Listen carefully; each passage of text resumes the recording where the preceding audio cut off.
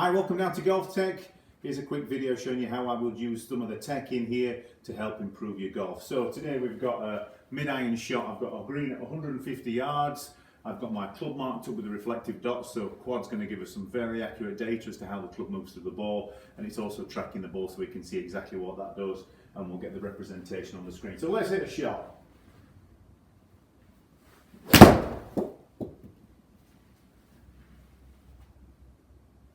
So I've come up short with my 8-iron. I've only hit that 134 yards total. Let's have a look as to why.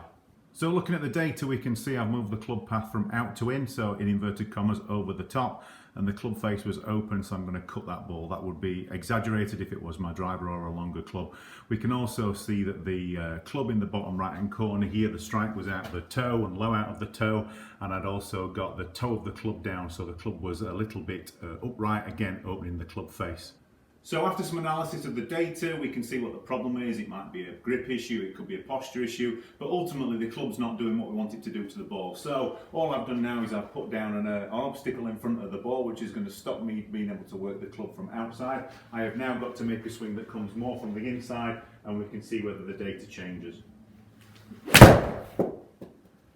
Okay, so this time a little bit of a draw, probably overdone it a little bit, but it's gone 150 yards. On the carry, 153 yards on the total, so we're definitely on the right path with that. Easy to see from the data now, the path has gone 3 degrees in to out. That's meant the club face is stronger, and we're also now getting a strike that is much more centred, and the club head is being presented much more flat to the ground. But there's another stage to this too. Once we've started to make changes and we're confident that those changes are starting to hold, what we can do is we can test it out under a game situation. So here we're playing a par 3 at the Farms in California. We've made it 150 yards long to reflect what we've just been practicing on the driving range. We could make it shorter, we could roll it back so we could see whether those changes would stick with the longer clubs as well as with the wedges, and then we can try and see whether we can hit the shot that we've just been practicing on the range when it comes to having the pressure of the golf hole in front of us.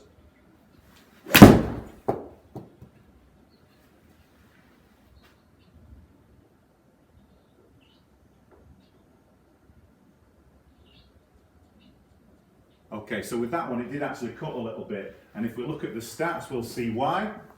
Okay, so a little bit more work to do. So what we can see is that the club path, because all the data is still available even in this format, the club path was very similar at 2.5 degrees in to out. That was where I was getting on the range, but my club face was open. So it could very well be a little bit of a tweak of the grip that is needed, but they're very playable numbers, and as you can see the result is on the green.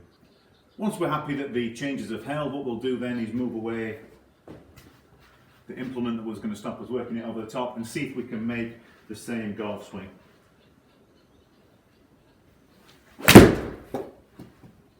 It's better.